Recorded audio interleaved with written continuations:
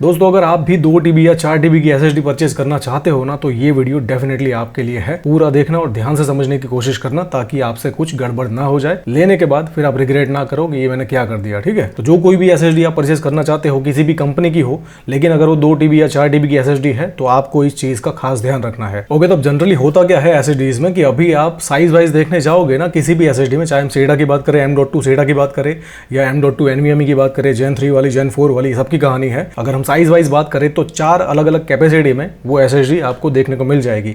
500 GB model होगा, उसमें 1 TB होगा, 2 TB होगा और 4 TB होगा। ठीक है, अब इसी में से यूजर जो है वो अपनी रिक्वायरमेंट के हिसाब से या बजट के हिसाब से कोई पर्टिकुलर एक मॉडल साइज वाइज चूज करता है और उसको अपने कंप्यूटर में या लैपटॉप में लगाता है। और अगर हम साइज की, स्पेसिफिकेशन की और प्राइस की बात करें तो जनरली ऐसा होता है कि जैसे जैसे साइज बढ़ती है उसकी उस SSD की प्राइस भी बढ़ती है, लेकिन जो स्पेसिफिकेशन है वो भी बढ़ता है, रीड एंड राइट परफॉर्मेंस भी बढ़ता है, जो उसकी लाइफ है, जो उसका इंड्योरेंस है, वो भी हर एक कैपेसिटी के साथ डबल होता जाता है। ठीक है, 500 GB से 1 TB का डबल होगा, 1 TB से 2 TB का डबल होगा, 2 TB से 4 TB का डबल होगा। जनरली मेजॉरिटी SSDs में ऐसा होता है। तो जिस चीज़ की मैं बात कर रहा हूँ वो है TBW रेटिंग। ठीक है, अगर मैं 500 GB की बात करूँ, एक अच्छी क्वालिटी की 500 GB की SSD होगी तो उसका जो TBW रेटिंग है 500 GB में वो आपको 300 TB का मिलेगा। अगर 1 TB की SSD होगी तो उसमें आपको 600 TB का मिलेगा, 2 TB की SSD होगी तो उसमें आपको 1200 TB का मिलेगा और 4 TB की SSD होगी तो उसमें आपको 2400 TB का TBW का रेटिंग मिलेगा। ठीक है, तो जैसे जैसे साइज बढ़ती है उसकी लाइफ बढ़ती जाती है, उसका इंड्योरेंस बढ़ता जाता है और जो परफॉर्मेंस है वो भी कहीं ना कहीं, जो स्पेशली राइट परफॉर्मेंस है, क्योंकि ज़्यादा कैपेसिटी होने की वजह से राइट परफॉर्मेंस भी इंप्रूव होता है और रीड परफॉर्मेंस भी इंप्रूव होता है। ठीक है, तो अब एक्चुअल कहानी शुरू होती है। जैसे मैंने अर्लियर कहा कि बहुत सारे लोग SSD की प्राइस कम हो गई है, उसकी वजह से 1 TB को छोड़ के 2 TB और 4 TB में जा रहे हैं। ठीक है, जो कि गलत बात नहीं है, लेकिन आपको प्रॉपर रिसर्च करना पड़ेगा।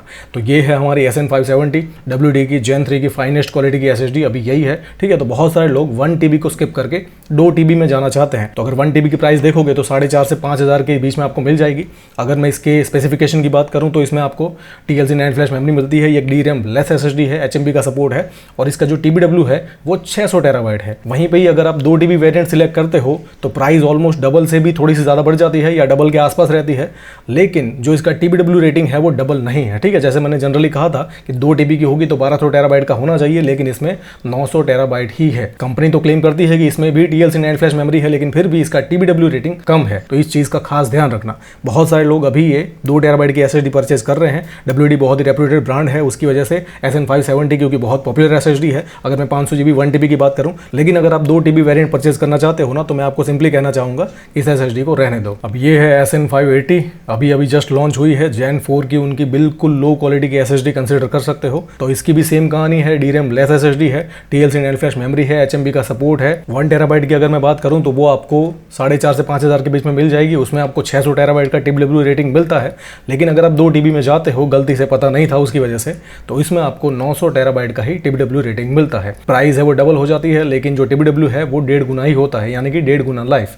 प्राइस आप डबल पे कर रहे हो, साइज भी डबल हो जाएगी, लेकिन लाइफ है वो सिर्फ 1.5 गुना बढ़ती है, 2 गुना नहीं होती है। ठीक है, अगर मैं नॉर्मली लॉजिक वाइज बात करूँ कि अगर हम डबल पैसे पे कर रहे हैं तो साइज भी हमें डबल मिलती है, उसके साथ साथ हमें उसकी लाइफ भी, एंड्योरेंस भी डबल मिलनी चाहिए। ठीक है, ना कि 1.5 गुना। तो ये चीज़ कंसिडर करना अगर आप ये SSD भी परचेस कर रहे हो। ये SN570 की डेटा शीट है।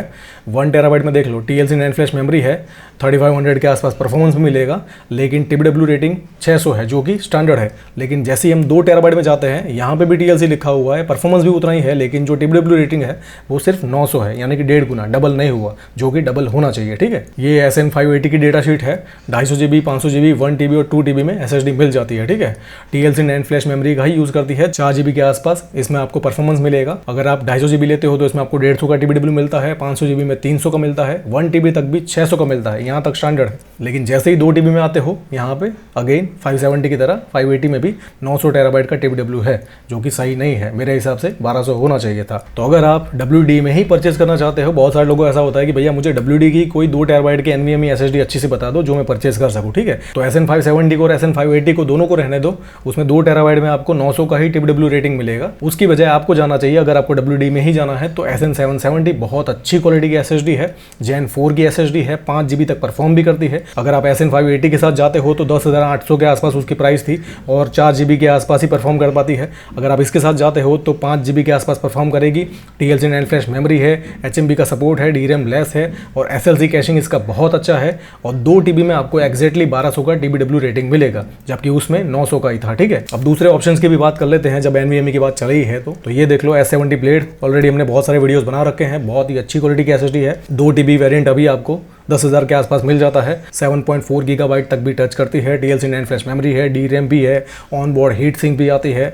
और TBW रेटिंग की बात करें तो 1 TB में आपको 740 मिल जाएगा, इसमें आपको 1480 मिल जाएगा 2 TB में। ठीक है, अगर आपको XBG में नहीं जाना है फॉर वॉट एवर रीज़न, तो ये जो पर्टिकुलर SSD है क्रूशल की P5+, इसके प्राइस अभी काफ़ी ड्रॉप हुए हैं।